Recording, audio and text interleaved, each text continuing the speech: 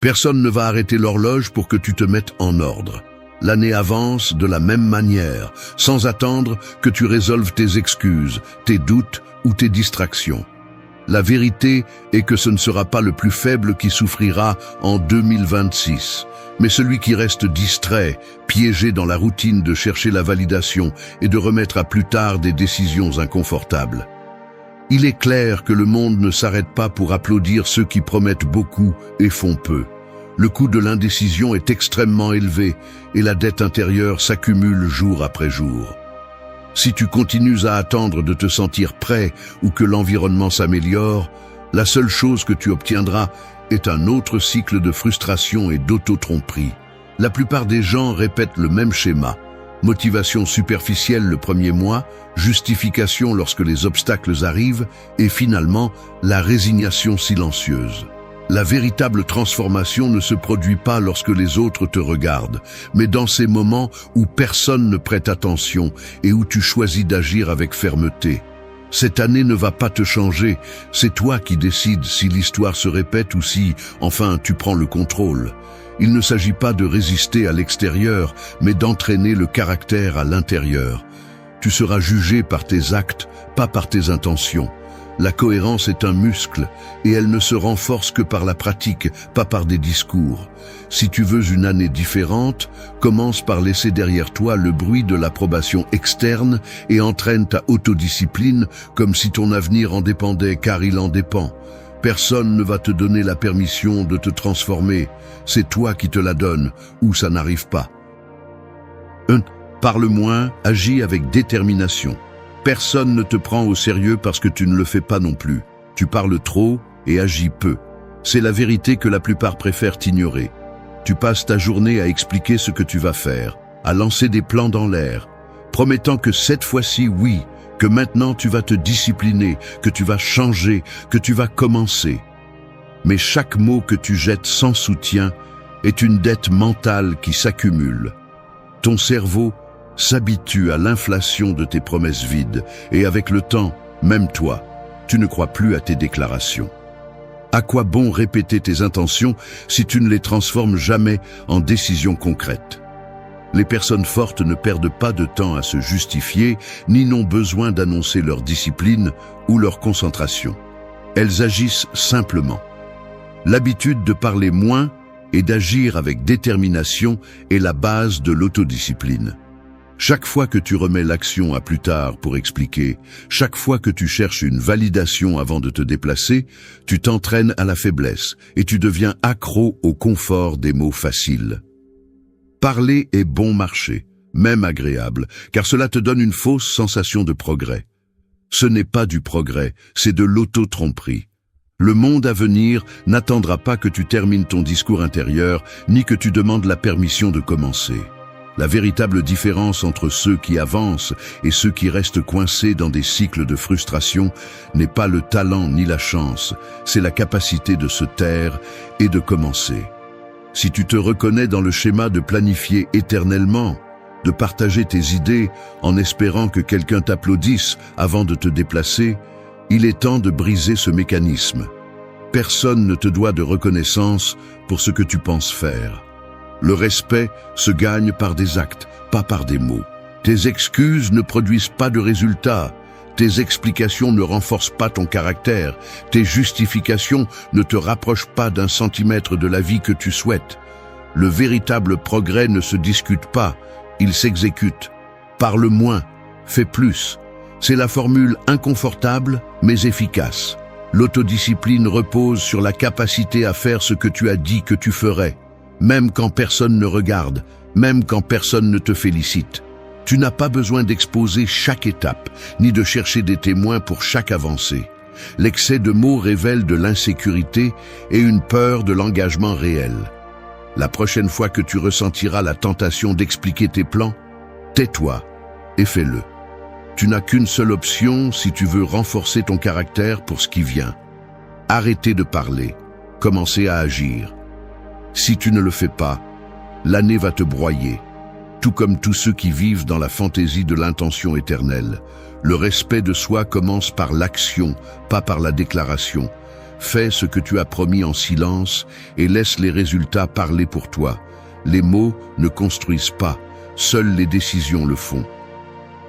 2. Arrête de chercher l'approbation extérieure. Tu vas publier quelque chose sur les réseaux sociaux et avant de cliquer sur « Envoyer », tu relis une fois de plus chaque mot. Tu ne cherches pas des fautes d'orthographe. Tu vérifies si cela sonne suffisamment intéressant, si quelqu'un le remarquera, t'approuvera, mettra un « j'aime » ou simplement commentera. Tu ressens cette anticipation dans ton corps, une étrange nervosité, presque comme si ta valeur dépendait de la réponse des autres. Et quand le silence arrive ou que la réaction est tiède, l'esprit commence à travailler. Tu doutes de toi, tu modifies ta version, tu te demandes ce que tu as mal fait ou pourquoi tu n'as pas réussi à te démarquer. Cette dynamique se répète de 1000 façons, pas seulement sur l'écran. Chaque fois que tu partages une idée en espérant l'assentiment de quelqu'un, chaque fois que tu demandes un conseil pour confirmer quelque chose que tu sais déjà que tu dois faire, tu te vends à bas prix. Le prix de ta tranquillité dépend de la volatilité de l'opinion extérieure. C'est un esclavage invisible, mais réel. Tu n'es pas conscient de la manière dont cette habitude s'installe. Ça commence petit. Enfant, tu cherchais le regard d'approbation de tes parents ou de tes enseignants. Et cela avait du sens. Mais maintenant, adulte, tu continues d'attendre que quelqu'un lève le pouce avant d'avancer. Ce besoin d'être validé s'infiltre dans tes relations, dans tes décisions et même dans les rêves que tu te permets d'avoir. L'approbation extérieure est un poison doux. Elle apaise l'anxiété pendant un moment, mais ensuite elle te rend plus dépendant et moins maître de toi. Le mécanisme est simple mais dangereux.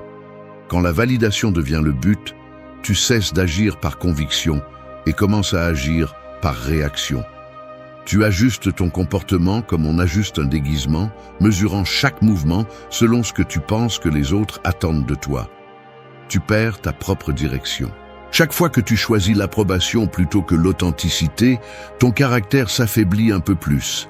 Il ne s'agit pas de te faire de pierre ni d'ignorer le monde, mais de comprendre que la seule approbation qui compte vraiment est celle qui provient de tes propres valeurs et décisions. Si tu t'entraînes à dépendre du regard des autres, ton autonomie se fracture et tu deviens un reflet, pas une personne complète. La vraie liberté commence lorsque tu cesses de demander la permission d'être qui tu es. Personne ne va te remettre une médaille pour avoir choisi ton chemin. Tu dois simplement le faire. Tant que tu continues à mendier de la validation, tu continueras à vivre en fonction des attentes des autres, pas de tes propres principes. Tu n'es maître de toi que lorsque tu cesses de négocier ta valeur avec le monde extérieur. Le respect que tu cherches à l'extérieur, tu ne peux le construire qu'à l'intérieur. Ta paix ne se trouve pas dans les applaudissements, elle est dans la cohérence avec ce que tu décides. Si tu as besoin d'approbation, tu ne seras jamais libre. 3. Entraîne ton esprit à la solitude. J'ai du mal à l'admettre, mais pendant longtemps, j'ai confondu la solitude avec une punition. Il y a une partie de moi qui, lorsque tout s'éteint et qu'il n'y a plus de messages ni de conversations, commence à chercher des distractions presque par réflexe. Ce n'est pas la peur du silence, c'est la peur de ce qui apparaît lorsque le bruit s'en va. L'insécurité, les choses en suspens, les questions que j'évite, les parties de ma vie qui restent non résolues. L'esprit se défend en inventant des urgences, en ouvrant les réseaux sociaux ou en cherchant n'importe quelle excuse pour ne pas rester seul avec soi-même. Ainsi s'installe un cycle. Chaque fois que je ressens de l'inconfort ou du vide, je me précipite pour le remplir d'interactions, de nouveautés, de l'illusion de compagnie. Mais ce mécanisme est un piège. Car dépendre de la présence ou de la réaction des autres pour se sentir stable te fragmente de l'intérieur, te rend faible au fond, même si en surface, tu sembles occupé et entouré de gens. Si tu l'analyses froidement, l'incapacité d'être seul n'est pas un symptôme mineur. C'est un signe que ton esprit ne se gouverne pas encore lui-même. C'est un indicateur que tu ne sais pas encore t'asseoir avec toi-même, regarder tes habitudes et dialoguer avec tes décisions sans fuir. La dépendance aux stimuli externes devient une sorte d'addiction invisible. Elle te garde occupé, mais jamais satisfait. Ne pas entraîner la solitude, c'est comme laisser le muscle de ton caractère sans exercice. C'est pourquoi tant de gens perdent le nord quand ils n'ont personne à consulter, quand les réseaux se taisent ou quand la validation ne vient pas. La véritable maîtrise de soi commence lorsque tu deviens capable d'affronter tes pensées sans les déguiser en activité. Seul celui qui supporte le poids de son propre silence peut décider avec clarté. Le reste vit à la merci de ce qui se passe à l'extérieur. Entraîner l'esprit à la solitude est un processus inconfortable et lent. Cela implique de cesser de fuir devant l'inconfort et, au contraire, de rester. Observer les impulsions automatiques, l'envie de chercher l'approbation, l'urgence de partager tout ce que tu fais. Apprendre à ne pas fuir tes doutes et reconnaître quelles émotions sont les tiennes et lesquelles ne sont que des échos de ce que les autres attendent de toi. C'est comme faire l'inventaire de ton propre esprit. Tu vois ce qui est en trop, ce qui manque, ce que tu n'as jamais osé regarder. Cet exercice façonne le caractère plus que n'importe quel cours de motivation. La solitude n'est pas un vide, c'est un espace d'entraînement. L'esprit qui résiste à la solitude ne se brise pas devant l'abandon ni devant l'incertitude. Le point est pratique. Plus tu apprends à être seul, moins tu dépends de l'environnement pour prendre des décisions fermes. Le respect authentique naît dans ces espaces où personne ne te voit et où personne ne donne son avis. Si tu n'entraînes pas la solitude, n'importe quelle distraction te sort du chemin. Si tu l'entraînes, tu deviens une personne qui décide par conviction et non par réaction. Ne fuis pas la solitude, fais-en ta force. Ce que tu fais seul définit ce que tu es en public. 4. Réponds, ne réagis pas impulsivement. Tu frappes la table avec un doigt, sans t'en rendre compte. Le verre vibre, à peine, et dans ce geste minuscule se révèle tout un mécanisme. La tension monte rapidement, le corps réagit avant que tu aies le temps d'y penser. Et ce qui suit est une chaîne d'actions automatiques, des mots qui sortent d'un coup, des décisions prises à la hâte. C'est ainsi que fonctionnent les réactions impulsives, comme des ressorts cachés qui se déclenchent face à chaque stimulus, laissant ta volonté en arrière-plan. Il est facile de détecter ce schéma chez les autres. La personne qui élève la voix sans mesurer, l'ami qui lance une critique mordante à peine, il ressent une pincée d'inconfort. Le conducteur qui s'emporte pour une seconde de trafic et perd son calme pendant des heures. Mais il est rare que tu reconnaisses ce même reflet en toi, dans les petites explosions quotidiennes. Quand ton sourcil se fronce à peine, quelqu'un te contredit. Quand tu es déjà en train de répondre à un message sans penser si cela en vaut la peine. Quand tu te sens obligé d'intervenir dans une discussion qui ne te concerne pas. La réaction est un raccourci confortable, car elle économise l'effort de faire une pause et de traiter. Répondre, en revanche, est un autre type de mouvement. C'est la distance que tu mets entre le stimulus et l'action.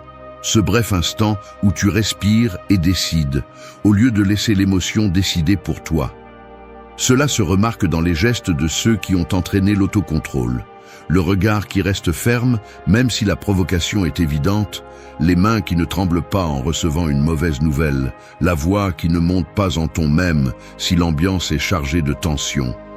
Ce n'est pas de l'indifférence ni de la froideur, c'est une clarté intérieure qui permet de distinguer ce qui mérite ton énergie de ce qui ne demande qu'une réaction automatique. La différence entre réagir et répondre est la différence entre vivre à la merci de ce qui se passe à l'extérieur ou rester maître de soi. Celui qui réagit sans filtrer devient esclave de chaque situation, de chaque opinion, de chaque sursaut. Celui qui répond filtre le bruit et agit à partir d'une décision, pas d'une impulsion. Tu n'as pas à être une statue ni à faire semblant que rien ne t'affecte.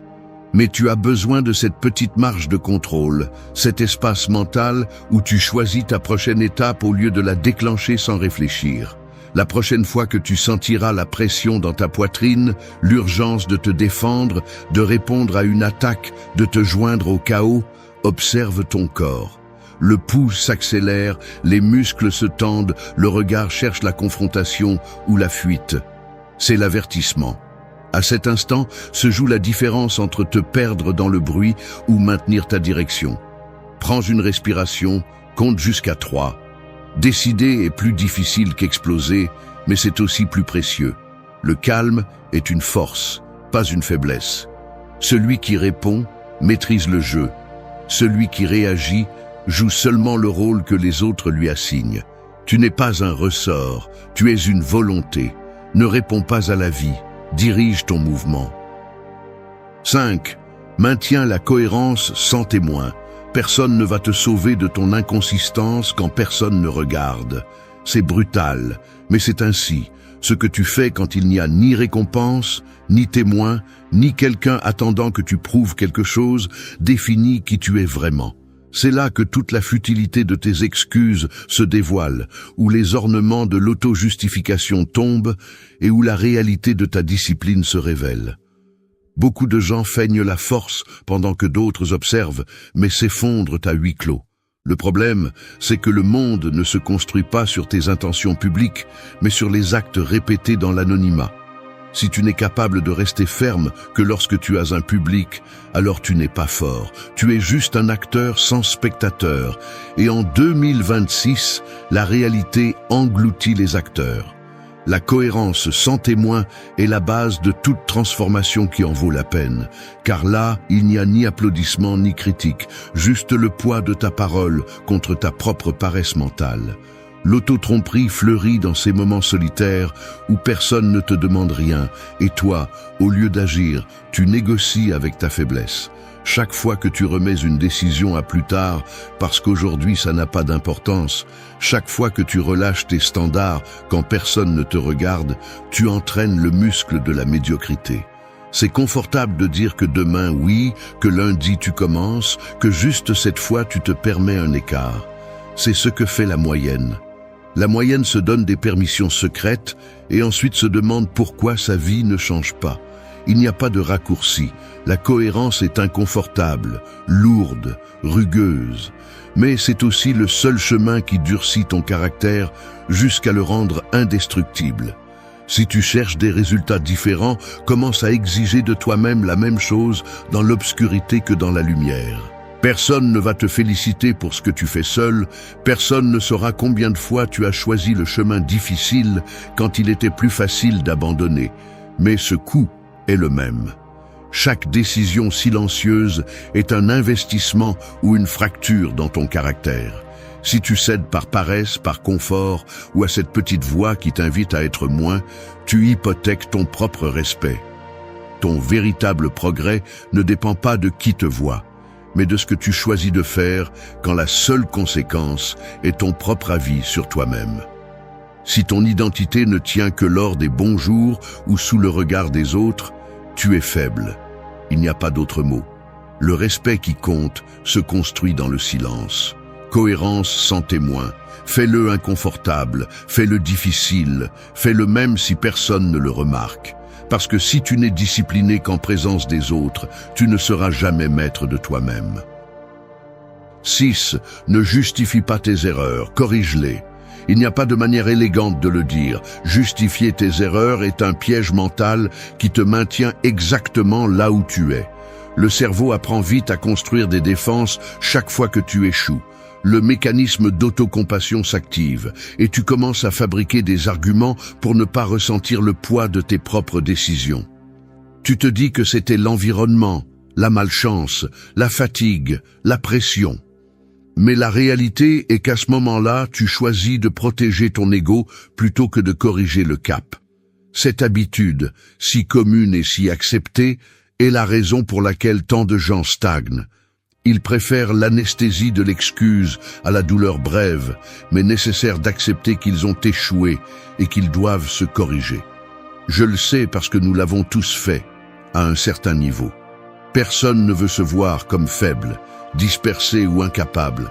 Alors, il élabore une narration qui réduit sa responsabilité et par conséquent aussi sa possibilité de changement. Il y a un prix caché derrière chaque justification. Le prix est que tu deviens incapable de t'améliorer. Plus tu passes de temps à expliquer pourquoi tu n'as pas pu, moins il te reste de force pour faire ce qui compte vraiment. Ajuster, apprendre, grandir. L'auto-tromperie se nourrit de récits internes qui t'absolvent pour aujourd'hui, mais te condamnent à répéter les mêmes erreurs demain. Si tu laisses la justification devenir le filtre à travers lequel tu regardes tes chutes, tu deviens l'otage de tes propres histoires. Il n'y a pas de progrès lorsque l'énergie est investie à défendre l'échec au lieu de travailler dessus. Corriger, en revanche, est un acte inconfortable. Cela oblige à revoir tes décisions, à affronter l'inconfort d'admettre que tu aurais pu faire mieux. Mais cet inconfort est le seul espace où naît la véritable croissance. La tentation de te justifier est toujours immédiate. Elle surgit dans l'esprit comme une réaction automatique. Tu cherches des raisons externes, tu minimises l'erreur, tu essaies de te convaincre que c'était inévitable. Mais si tu as le courage de rester un moment de plus dans cet endroit inconfortable, sans chercher des échappatoires rapides, tu commences à voir clairement quelle part de la responsabilité t'appartient et ce que tu peux ajuster. C'est là que le caractère se renforce, dans la capacité de regarder l'échec en face et de décider de ne pas le répéter. Reconnaître tes erreurs ne te rend pas faible, cela te donne du contrôle. La maturité consiste à briser le cycle de la justification et à transformer chaque faux pas en correction, non en excuse. La différence entre celui qui avance et celui qui reste est simple. L'un corrige, l'autre justifie. Le respect de soi ne se construit pas en défendant tes échecs, mais en les réparant. Si tu ne corriges pas, tu répètes. Si tu n'acceptes pas, tu te condamnes à vivre au même endroit. Tu n'es pas ton erreur, mais tu es responsable de ce que tu fais après avoir échoué. Fais-toi cette faveur. La prochaine fois que tu ressens l'urgence de te justifier, remplace-la par l'engagement de corriger. C'est ainsi que tu deviens vraiment fort. L'erreur que tu ne corriges pas te condamne à la répéter. La liberté se gagne chaque fois que tu décides d'affronter ta part et de l'améliorer, pas lorsque tu apprends à la défendre devant les autres. 7. Concentre-toi sur le présent, pas sur le bruit. Ton téléphone vibre dans ta poche pendant que tu travailles. Ce n'est pas urgent, mais l'envie de regarder est immédiate. Tu ouvres l'écran, vérifies des messages, sautes sur une notification, et tu finis par naviguer sur quelque chose qui ne t'intéresse même pas. Quand tu reviens, 20 minutes se sont écoulées et la concentration n'est plus la même. Derrière ce geste se cache une chaîne de causes et d'effets. L'environnement numérique et social est conçu pour capturer ton attention et la disperser en 1000 fragments. Chaque interruption, chaque petite distraction te vole la capacité d'être présent et, ce qui est pire, installe un schéma de dispersion mentale qui se répète dans tout ce que tu fais. Le résultat n'est pas seulement une tâche inachevée, mais un esprit affaibli par l'habitude de sauter d'un stimulus à l'autre sans construire de profondeur dans quoi que ce soit. Ainsi, le focus s'érode, non pas à cause de grands échecs, mais à cause de 1000 petites coupures qui t'éloignent de l'essentiel. Le piège du présent fragmenté a plusieurs couches. D'abord, l'esprit s'habitue à fonctionner en mode réaction, attentif à tout ce qui se passe à l'extérieur, incapable de soutenir une tâche, une conversation ou même une pensée complète sans ressentir l'anxiété de ce qui pourrait se passer ailleurs. Ensuite, cette dispersion se transforme en frustration.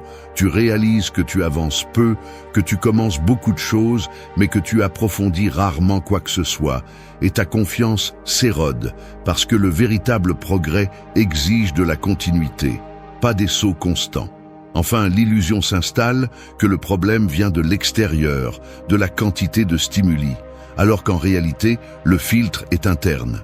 Il n'est pas possible de contrôler le monde, mais tu peux entraîner ta capacité à être présent et protéger ton attention contre la demande constante de l'irrélevant. La décision stratégique est simple, mais inconfortable. Réduire l'accès au bruit, construire des espaces sans interruption et prioriser ce qui est sous ton contrôle direct. Cela signifie cesser de négocier ton temps avec chaque notification, apprendre à ne pas répondre à ce qui ne mérite pas ton énergie et entraîner l'esprit à revenir, encore et encore, à ce qui compte vraiment. Le présent est un muscle qui s'atrophie si tu le laisses entre les mains de l'environnement. Les personnes fortes ne sont pas celles qui résistent au chaos externe, mais celles qui dominent la direction de leur attention. Domine ton attention ou l'environnement la dominera pour toi. Choisis chaque jour entre la profondeur et la dispersion, car c'est la véritable bataille du présent. L'année ne va pas devenir plus facile. Ton focus peut devenir plus fort. Élimine ce qui ne compte pas et entraîne ta présence comme si ta vie en dépendait, car au fond, elle en dépend. 8. Apprends à dire non sans culpabilité. J'admets que dire non pèse encore sur mon corps, comme si chaque refus était une petite trahison. Je le ressens quand on m'invite à quelque chose que je ne veux pas, quand on demande une faveur qui interrompt mon rythme, quand l'agenda se remplit d'engagements que je n'ai pas choisis. Je bouge les lèvres, j'hésite, ma gorge se tend, ma main hésite sur le téléphone avant d'écrire un message qui sonne aimable, mais pas trop froid. À l'intérieur, la culpabilité s'installe rapidement. L'image de l'autre personne déçue apparaît, la sensation de mal faire, celle de perdre quelque chose d'invisible chaque fois que je mets une limite. C'est un mécanisme appris, presque automatique. Je cherche à adoucir le refus, à le compenser, à me justifier pour ne pas porter ce poids inconfortable que laisse le non. Et pourtant, chaque fois que je cède pour éviter ce malaise, la facture arrive ensuite. La journée saturée de tâches des autres, l'énergie drainée dans des conversations qui ne m'apportent rien, le mauvaise humeur qui se cultive en secret quand je deviens spectateur de mon propre agenda. Le problème est pratique et concret. Dire oui par réflexe est une habitude qui s'entraîne avec des années de complaisance, d'évitement des conflits, de peur du rejet. On le voit dans les gestes, le sourire forcé pendant que tu acquiesces, le dos un peu plus courbé en acceptant ce que tu ne veux pas, le bref soupir quand tu raccroches et que tu te rends compte que tu as encore dit oui pour ne pas te compliquer la vie. Mais la vraie complication commence après, quand la vie se remplit de tâches et de relations que tu n'as pas choisies, quand ton temps se fragmente et que la frustration grandit, parce que la direction de tes journées n'est plus décidée par toi. C'est ça la véritable dette. Chaque oui inutile est un paiement anticipé de ton énergie future. Il faut apprendre à identifier ce point exact où ton besoin de plaire sabote ton respect de soi. Ce n'est pas une question de devenir égoïste ni de vivre isolé, mais de comprendre que ta capacité à apporter quelque chose au monde dépend d'abord de protéger tes ressources internes, temps, attention, énergie. Personne ne protège tes limites si tu ne le fais pas. L'habitude de dire non sans culpabilité est un entraînement inconfortable, mais essentiel. Commence par le petit. Le message auquel tu ne réponds pas immédiatement, l'invitation que tu refuses poliment mais sans te justifier, la tâche que tu laisses passer, même si quelqu'un s'attend à ce que tu te sacrifies. Cela se sent rugueux, comme si tu rompais une ancienne habitude, mais c'est là que ta direction se renforce.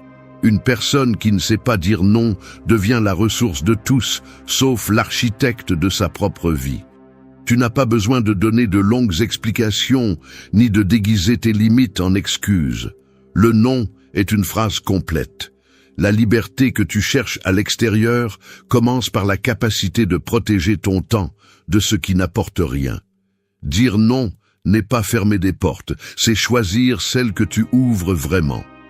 Le respect de soi pèse plus que l'approbation rapide. Personne ne défendra ton agenda pour toi. Si tu n'apprends pas à dire non, tu finiras par vivre la vie que d'autres choisissent. 9. Utilise la douleur comme entraînement quotidien. La douleur n'est pas un accident, c'est l'impôt quotidien de l'existence véritable. Il n'y a pas de raccourci ni de trucs mentaux qui puissent dissoudre cette taxe. Chaque jour apporte son propre lot d'inconfort, de petites gênes et de douleurs plus grandes. Et la plupart des gens passent leur vie à se battre avec la réalité, cherchant une anesthésie dans les distractions ou des excuses bon marché. Cette habitude enfantine de fuir l'inconfort te rend faible jusqu'à la moelle. Celui qui fuit la douleur finit par la payer avec des intérêts, anxiété chronique, frustration constante, incapacité à supporter le moindre poids de ses propres journées. La vérité est brutale et sans filtre. Chaque fois que tu rejettes la douleur, tu rejettes aussi l'opportunité de te durcir, de peaufiner ta direction, de devenir quelqu'un capable de résister à ce qui vient. Si tu restes obsédé par l'idée de montrer tes progrès, tu ne feras que construire une image fragile. La discipline silencieuse ne se remarque pas, mais elle se ressent dans tes résultats. Il peut te falloir des années pour le comprendre, ou tu peux décider d'arrêter de vivre pour l'approbation des autres. Il ne s'agit pas ici de paraître intelligent, mais d'arrêter de jouer pour la galerie et de commencer à discipliner ton caractère. Ici, ce n'est pas l'image que tu renvoies qui compte, mais ce que tu fais quand personne ne te regarde. Si tu dépends de la validation extérieure, chaque pas que tu fais t'éloigne un peu plus de ton propre jugement. Tu n'es fort que lorsque tu peux tenir debout sans témoin ni applaudissements. Et la plupart n'y parviennent pas, car ils ne supportent pas le silence. Mais c'est là que se construit la véritable valeur. Tu ne l'obtiendras pas en postant tes progrès, ni en racontant ce que tu vas faire. Tes paroles valent moins que tes actes, et tes actes valent moins que ta constance. La cohérence ne s'annonce pas, elle se démontre. Si tu cherches l'admiration, tu deviens esclave de l'opinion des autres. Quand tu agis pour toi et que tu tiens ta parole, c'est là que la différence commence. Tu n'as pas besoin de preuves publiques que tu es en train d'évoluer. Tu as besoin d'une discipline privée qui ne demande ni permission ni explication. Reste jusqu'à la fin si tu veux apprendre à discipliner ton esprit et ton corps, à reconstruire ta parole, à créer une valeur authentique et à tenir dans l'ombre, car cette dernière est la plus difficile à accepter. Avant de continuer, abonne-toi et active. Leçon 1. Cesse de rapporter chaque progrès. Éviter la validation constante t'apporte un respect authentique. Ton problème n'est pas le manque de progrès, c'est le besoin constant de le montrer.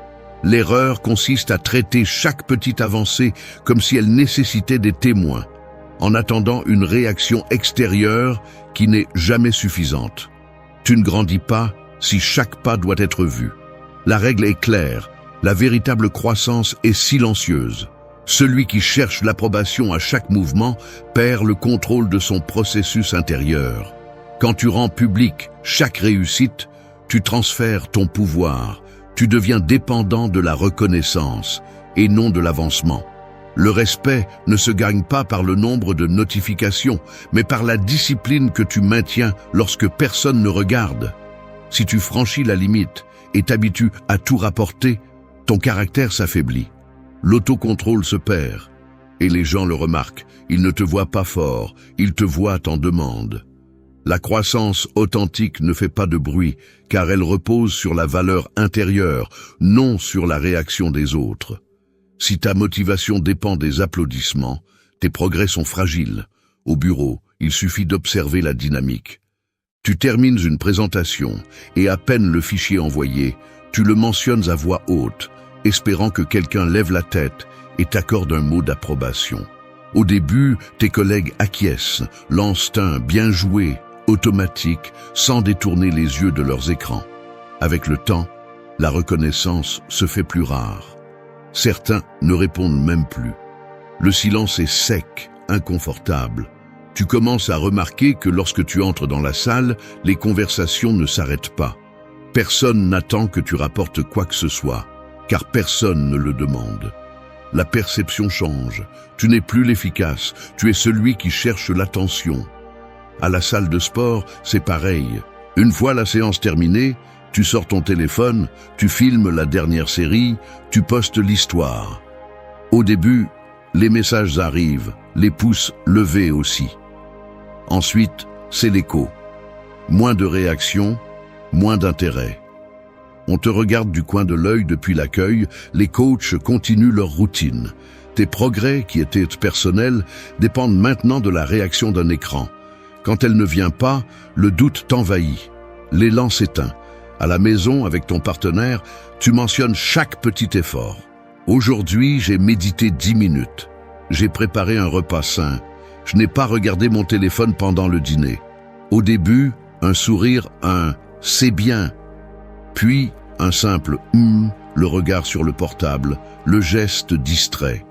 Ce qui était un mérite devient une routine, et la routine, un bruit de fond. Le respect se dilue dans la répétition. Ainsi, tes progrès deviennent une monnaie d'échange pour de l'attention. Et quand l'entourage cesse de réagir, tu te décourages, tu perds ta constance et tu te demandes pourquoi le respect ne vient pas. La vérité est simple. Celui qui a besoin de montrer chaque pas n'avance jamais en silence. Et le respect authentique ne se négocie jamais en public. Le résultat te montre la vérité. Si tes progrès ont besoin de témoins, ce n'est pas de la discipline, c'est de la dépendance. La maîtrise s'exerce en l'absence d'applaudissements. Deuxième point. Leçon 2. Ne cède pas face à l'inconfort. Résister à l'impulsion d'abandonner renforce ton caractère.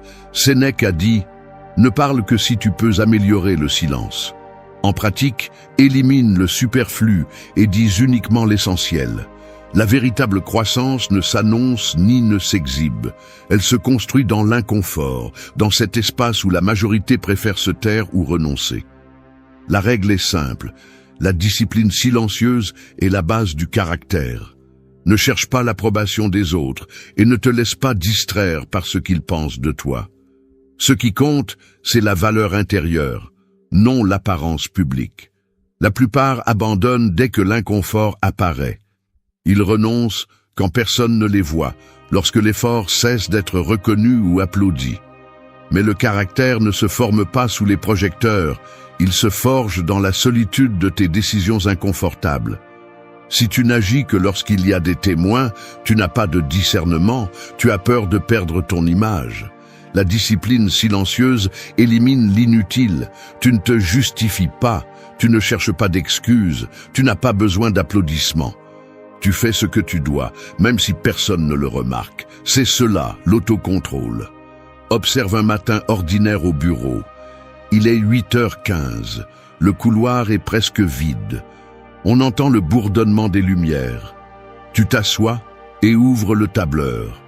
Le chef ne commande plus tes progrès. Les courriels restent sans réponse. La salle de réunion demeure fermée. Personne ne regarde ton écran. Personne ne demande tes résultats. Là, dans l'anonymat, la tentation de relâcher l'effort est constante. Laisser une formule sans vérifier, repousser le rapport, laisser refroidir le café en surfant sans but. Mais tu choisis de rester. Tu vérifies les détails, corriges les erreurs, termines la tâche. Personne n'en parle, tu ne t'y attends pas non plus. À la salle de sport, la pièce est presque vide. L'écho des haltères qui tombent, la sueur dans les paumes, le miroir embué. Pas de regard curieux ni de camarades pour encourager. C'est à toi de faire la dernière série. Le muscle brûle, l'esprit cherche des excuses. Tu pourrais partir et personne ne le saurait. Mais tu te places sous la barre, inspire et termine la série. À la fin, tu n'entends que ta respiration. L'employé nettoie le sol sans te regarder. Tu quittes les lieux. Il n'y a pas de félicitations, seulement la satisfaction âpre d'avoir accompli. À la maison, la relation s'éteint dans la routine. L'autre rentre fatigué, se sert le dîner en silence, les couverts résonnent contre l'assiette. Pas de mots de remerciement, pas de geste de reconnaissance. Tu pourrais arrêter de demander comment s'est passée la journée, tu pourrais éviter l'étreinte. Mais tu choisis de rester à table, tu écoutes la réponse brève, tu redemandes, tu débarrasses les assiettes. Personne ne le célèbre, personne ne le remarque. Mais la relation ne s'effondre pas, elle persiste. Les conséquences ne sont pas immédiates. Personne ne t'applaudit, mais on ne te reproche rien non plus. L'entourage commence à percevoir une constance qui n'a pas besoin d'être proclamée. La confiance, lentement, s'installe. Les erreurs diminuent, les résultats s'accumulent. La perception change. Tu n'es plus celui qui cherche la reconnaissance. Tu es simplement celui qui fait. Ce n'est pas le destin, c'est ton comportement répété. Ce n'est que le début. Maîtrise, agir sans témoin. Leçon 3. Tiens tes promesses, même si personne ne regarde. Honorer ta parole fait de toi une personne digne de confiance. Ne cherche pas d'excuses. Fais ce que tu as dit que tu ferais, même si personne ne regarde et que personne ne va te le reconnaître. Agis avec la même exigence lorsqu'il n'y a pas de témoin. Le critère se démontre en privé. La règle est claire, ta parole est un contrat, pas une décoration. Ce que tu promets, tu l'accomplis. Peu importe les applaudissements, les likes ou les témoins. La véritable valeur ne se mesure pas à la réaction des autres, mais à la cohérence que tu maintiens dans le silence. Si tu n'accomplis que lorsque tu es observé, tu es esclave de l'approbation et otage de l'image. Ainsi, il n'y aura jamais de maîtrise intérieure. La discipline silencieuse organise ta vie de l'intérieur, pas à partir du bruit extérieur. Chaque fois que tu cèdes à la facilité de laisser quelque chose à moitié fait parce que personne ne va s'en rendre compte, tu renforces le désordre et perds le contrôle. Le respect que tu recherches commence avec toi, et seulement avec toi. Réfléchis-y. Tu as promis de rendre un rapport à temps au travail, mais comme ton chef ne t'a rien demandé, tu repousses jusqu'à ce qu'on te le réclame. Tu dis que tu vas t'entraîner 3 fois par semaine, mais si personne ne te pose de questions, tu arrêtes d'y aller. Tu as convenu avec ton partenaire de résoudre un problème, mais puisqu'il n'en parle pas, tu l'ignores. Ce schéma n'est pas un hasard. C'est un manque de critères, un manque d'ordre, un manque de respect pour ta propre valeur. Si ta parole n'a de valeur qu'en situation de pression, tu n'auras jamais la véritable confiance de personne, pas même la tienne. Il y a plus. Observe ce qui se passe lorsque tu manques à tes engagements en silence. Le mail promis que tu n'as jamais envoyé, cet appel que tu avais dit que tu ferais et que tu as oublié, le projet personnel que tu as repoussé jusqu'à ce qu'il devienne invisible. Personne ne te fait de reproches, mais la dette s'accumule. Tu commences à le remarquer dans les détails, tu te regardes dans le miroir et évites de soutenir ton propre regard. Le dimanche soir, le poids des tâches non accomplies t'accompagne au lit. Lors d'une réunion, quand quelqu'un demande qui peut s'occuper d'un sujet, personne ne te regarde. Les opportunités cessent d'apparaître. Tu deviens invisible aussi pour les autres. Le respect ne se perd pas dans les cris, mais dans les longs silences et les promesses rompues que personne ne mentionne. Le jour où tu décides de tenir parole, même si personne ne t'observe, la dynamique change. Tu termines ce rapport même si personne ne l'a demandé, et en l'envoyant en avance, le silence se brise. Ton chef lève les yeux, fait une pause, acquiesce sans un mot. Il n'y a pas d'applaudissements, mais pour le projet suivant, on vient te voir en premier. À la maison, tu règles cette tâche sans que ton partenaire ait besoin de te le rappeler. Elle t'observe du coin de l'œil, ne dit rien, mais la tension baisse. L'ambiance s'ordonne, ta démarche change. La confiance s'installe dans les gestes quotidiens, dans la façon dont tu t'assois, dans le ton avec lequel tu réponds au téléphone. La conséquence est simple. Celui qui tient ses engagements sans témoin est maître de lui-même. Il n'a pas besoin de rappel, ni de surveillance, ni de promesses publiques. C'est la maîtrise. Dans la prochaine leçon, tu comprendras pourquoi ton critère ne dépend pas de l'opinion des autres, mais de ta capacité à rester ferme lorsque personne ne te regarde. Leçon 4. Élimine délibérément les distractions. Couper le superflu. Multiplie ta concentration quotidienne. Épictète a dit « Ce ne sont pas les choses qui nous troublent, mais les opinions que nous avons à leur sujet. » En pratique, ton jugement est ta chaîne ou ta liberté. Si tu ne mets pas d'ordre dans ton attention, tu es prisonnier de ce que les autres décident de te montrer, et non de ce que tu décides de construire. La règle est simple. Chaque distraction que tu tolères affaiblit ta discipline et dilue ta valeur intérieure. La véritable croissance ne se mesure pas aux applaudissements ni aux réactions, mais au contrôle que tu exerces sur ce que tu laisses entrer dans ta journée.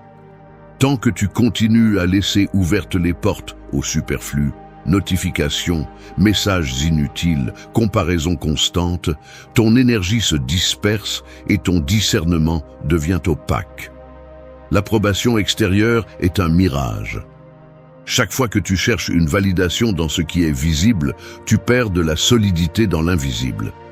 Le respect de soi s'érode à chaque interruption que tu permets parce que tu n'as pas eu le courage d'établir des limites. Ce n'est pas le monde qui te distrait, c'est toi qui refuses de prendre le contrôle. Pense-y au travail. Tu as une tâche clé, mais tu vérifies WhatsApp toutes les 5 minutes. Tu réponds à des messages sans importance et tu passes d'un onglet à l'autre. Tu termines la journée fatigué, avec l'impression d'avoir beaucoup fait, mais sans avancer sur l'essentiel. Ou à la salle de sport. Tu y vas, mais chaque pause est remplie par les réseaux sociaux, à regarder la vie des autres au lieu de renforcer la tienne. Même dans ta relation, au lieu d'écouter vraiment, ton attention est partagée entre l'écran et la personne. Le résultat est le même, présence superficielle, progrès nul. Transporte cela à un après-midi ordinaire. Tu ouvres ton ordinateur portable pour finir un rapport en retard. La notification vibre, l'écran clignote. Quelqu'un t'identifie sur une photo, un autre groupe envoie des mèmes, la boîte mail se remplit de sujets urgents. Aucun ne te concerne. Tu regardes l'horloge. 2 heures se sont écoulées. Le rapport n'a pas bougé. Le bureau est couvert de tasses vides et de papiers non lus. Le téléphone reste à portée de main, jamais en mode silencieux. Tu lèves les yeux et tu vois ton reflet dans la fenêtre. Regard fatigué, mâchoire tendue. La sensation de vide est palpable.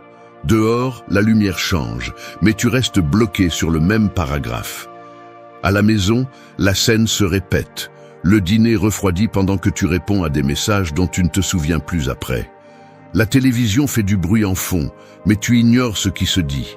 Quelqu'un te demande comment s'est passée ta journée et tu te contentes de hausser les épaules. Personne n'insiste. Le silence s'installe. À table, les gestes sont automatiques, les dialogues courts. La déconnexion se lit dans les détails. Regard absent, réponse monotone, absence de vraies questions. Le lendemain, la perception change. Les autres remarquent ton absence, même si tu es là. Les supérieurs doutent de ta fiabilité. Tes collègues cessent de t'inclure dans les décisions importantes. À la maison, la distance s'agrandit. Les conversations deviennent une formalité. Les plans se font sans te consulter. Le respect se perd dans l'invisible et quand tu essaies de le regagner, tu découvres que tu n'as plus de crédit. Ce n'est pas le destin. C'est ta conduite répétée. Et il y a plus. Maîtrise la porte de ton attention. Leçon 5. Décide de ta voix sans chercher l'approbation. Prendre des décisions seul renforce ton énergie intérieure. Tu es en réunion et avant de donner ton avis, tu jettes un coup d'œil pour guetter la réaction des autres. Tu envoies un message important et tu attends la double coche bleue, inquiet de la réponse. Ou tu hésites avant de prendre une décision simple, craignant ce que les autres penseront si tu te trompes. C'est ainsi que tu dilues ta force, en consultant chaque pas, en attendant une permission qui ne viendra jamais. Le principe est simple, la véritable croissance exige une discipline silencieuse et une concentration absolue sur ta valeur intérieure, non sur l'opinion d'autrui. Quand tu remets ta direction à l'approbation extérieure, tu deviens dépendant et prévisible. Le respect ne se construit pas en demandant la permission. Il se gagne en prenant des décisions et en les assumant, même si personne n'applaudit. La discipline silencieuse, c'est agir sans exposer ton processus à l'opinion publique. Si tu cherches l'approbation avant d'agir, ton discernement s'affaiblit. La valeur intérieure se forge dans la solitude, au moment où tu décides sans témoin, sans besoin de reconnaissance. Chaque fois que tu doutes et consultes avant d'agir, tu abandonnes ton pouvoir de décision. Et lorsque ta conduite dépend des applaudissements, tu ne développes jamais une véritable autonomie. Exemple du quotidien, tu es sur le point de changer de travail. Au lieu d'analyser tes propres raisons et de prendre la décision, tu appelles 3 amis, tu demandes l'avis de ton partenaire, tu consultes des forums. Au final, ton choix est la moyenne de ce que les autres pensent, pas le reflet de ton caractère. Ou à la salle de sport, tu t'arrêtes au milieu de la série parce que tu remarques que personne ne te regarde. Et tu as l'impression que ton effort ne compte que s'il est visible. Ainsi, tu prends l'habitude de mesurer ta progression selon la réaction des autres et non selon tes propres critères. Même dans les petites choses, tu envoies un message, et si tu ne reçois pas de réponse immédiate, tu t'inquiètes, tu doutes de toi. Cette habitude te rend faible, anxieux, toujours à la merci de la validation extérieure. Et le vrai progrès n'arrive jamais, parce que tu n'agis jamais par conviction, seulement par réaction. Autre scène, tu sors dîner avec un groupe et, devant le menu, tu attends que tout le monde commande avant de te décider, observant leur plat pour ne pas détonner. Lorsque le serveur arrive, ta voix est à peine audible, tu hésites une seconde de trop. Quelqu'un te demande pourquoi tu as choisi cela et tu te justifies alors que personne ne l'a demandé. La conversation continue, mais ton insécurité flotte dans l'air, invisible mais perceptible. Tes gestes te trahissent. Tu jettes des regards en coin, tu acquiesces trop, tu souris excessivement en quête d'acceptation. À la fin de la soirée, tu repars avec la sensation de ne pas avoir été présent, d'avoir agi uniquement pour t'intégrer. Les conséquences s'accumulent.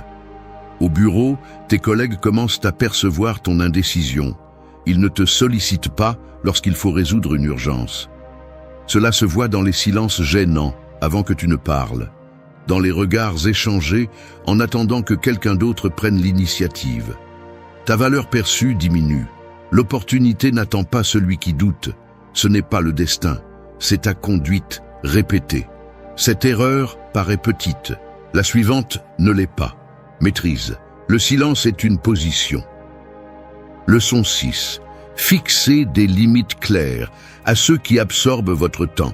Protéger votre espace vous permet de grandir solidement. Il y a une chose que tu dois accepter. Si tu ne poses pas de limites claires, d'autres décideront à quoi tu consacres ton temps et ton énergie. Ce n'est pas un hasard si tu te sens vidé ou si tu n'avances pas. C'est la conséquence directe d'avoir laissé ton espace disponible à n'importe qui. Le principe est simple, ta véritable croissance dépend de la protection de ton temps contre ceux qui l'absorbent sans rien apporter. Si tu ne sais pas dire non, ta discipline s'effondre avant même d'avoir commencé.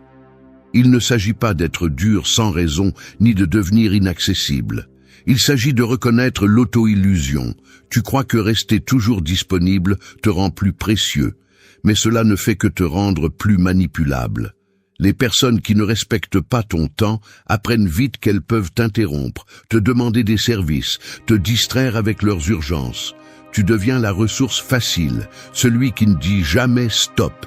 Et pendant que tu cherches l'approbation ou que tu crains de déplaire, eux font avancer leurs propres projets. Tous ces sacrifices silencieux ne te rapprochent pas de tes objectifs. Ils t'enfouissent seulement dans l'agenda des autres. Au travail, tu es celui qui répond aux messages WhatsApp en dehors des horaires, celui qui prend en charge les tâches des autres parce qu'il ne sait pas dire non. Il suffit de regarder ta boîte de réception, des messages sans importance, des demandes de dernière minute, des réunions inutiles auxquelles tu assistes seulement par obligation.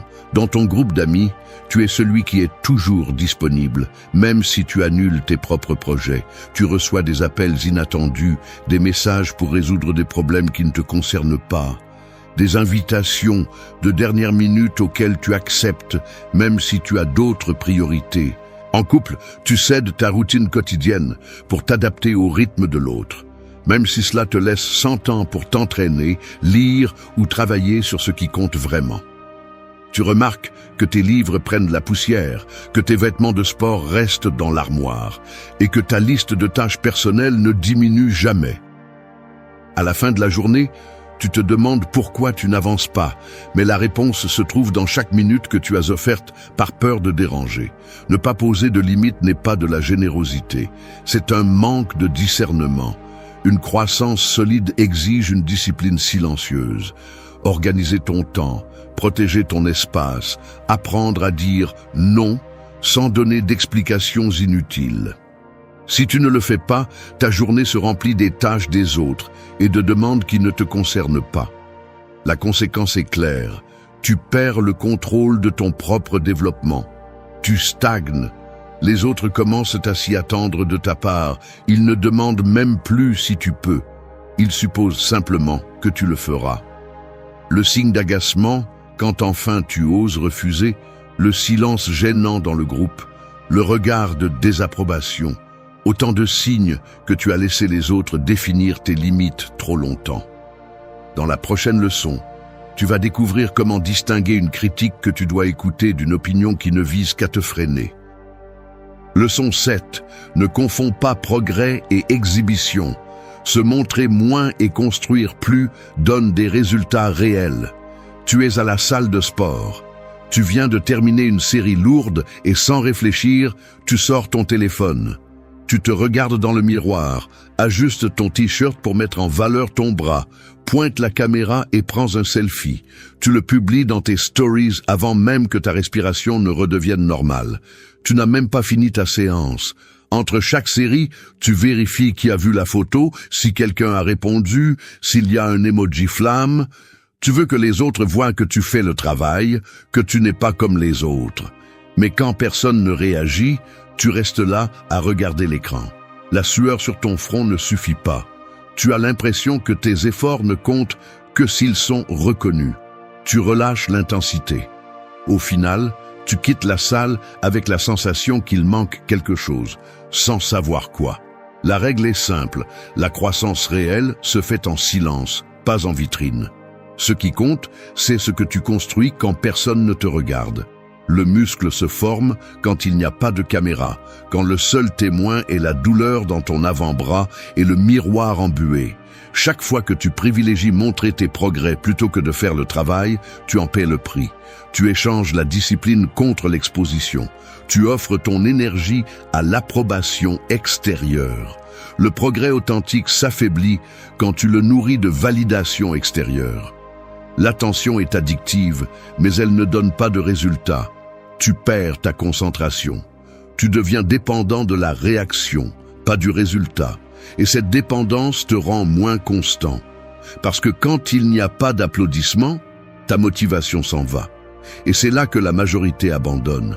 Regarde au travail. Tu as une idée, à peine une ébauche. Avant même de la concevoir, tu cours l'annoncer sur le groupe WhatsApp. Tu écris « Je prépare quelque chose de grand ». Ah, tu attends la réaction. Quelques emojis, un ou deux « Waouh », mais rien de plus. Quand la vague de félicitations n'arrive pas, tu ouvres le fichier, le regardes quelques minutes et le refermes. Le projet est mis en pause. Les jours passent et l'enthousiasme s'évapore. Le fichier se perd parmi d'autres tâches. Personne ne demande le résultat et toi non plus tu n'en reparles. L'avancée ne se concrétise jamais. Ou dans la relation, tu dînes avec ton partenaire et, avant de goûter la première bouchée, tu prends une photo. La meilleure compagnie, écris-tu. Tu publies l'image, vérifies les likes. Quand l'attention retombe, quand personne ne commente, tu te demandes s'il y a vraiment quelque chose de spécial. Tu commences à chercher des moments postables au lieu de moments réels. Les silences à table deviennent gênants parce qu'il n'y a plus rien à montrer. Le coût est évident. Tes progrès dépendent du regard des autres, pas de tes propres standards. Et cela te rend fragile. Il y a des conséquences visibles. Ton entourage commence à remarquer la différence. On te demande moins de nouvelles de tes projets parce qu'on sait que tu ne cherches qu'une réaction. À la salle, ceux qui progressent vraiment t'ignorent. Au travail, tes idées perdent de la valeur parce qu'elles n'aboutissent jamais à des résultats. Dans la relation, ton partenaire sent la distance. Les gestes changent, moins de contact visuel, plus de temps sur le téléphone, des phrases plus courtes. Le résultat te montre la vérité. Et il y a plus. Leçon 8. Apprends à être fort dans la solitude. Soutenir ta discipline sans témoin est la véritable épreuve. Il y a quelque chose qui paraît inoffensif. La plupart ne gardent le contrôle que lorsque quelqu'un les regarde. Ils font des efforts s'il y a un public, s'ils attendent des applaudissements ou au moins une réaction. Mais lorsque la porte se ferme et qu'il n'y a pas de témoin, toute cette prétendue exigence se dissout. La vraie règle apparaît lorsque personne n'observe. Le principe est clair, ta discipline réelle se mesure dans la solitude, pas dans l'exposition. La valeur intérieure ne se négocie pas avec le regard des autres, ni ne se confirme par l'approbation d'autrui. La raison est directe et dure. Si ta conduite dépend du regard des autres, tu n'as pas de caractère, tu portes un masque. Le respect de soi ne se construit pas sur scène, mais dans ce que tu fais, lorsque personne ne va te féliciter, lorsqu'il n'y a pas de risque de perdre des points sociaux. La véritable croissance exige que tu maintiennes tes habitudes, même si personne ne te récompense, même si l'effort passe inaperçu. Car si tu n'es discipliné que sous le regard d'autrui, tu n'es pas fort, tu es dépendant. La vraie force est silencieuse, inconfortable, sans témoin ni like. Et là, la plupart échouent. Imagine ta routine quotidienne.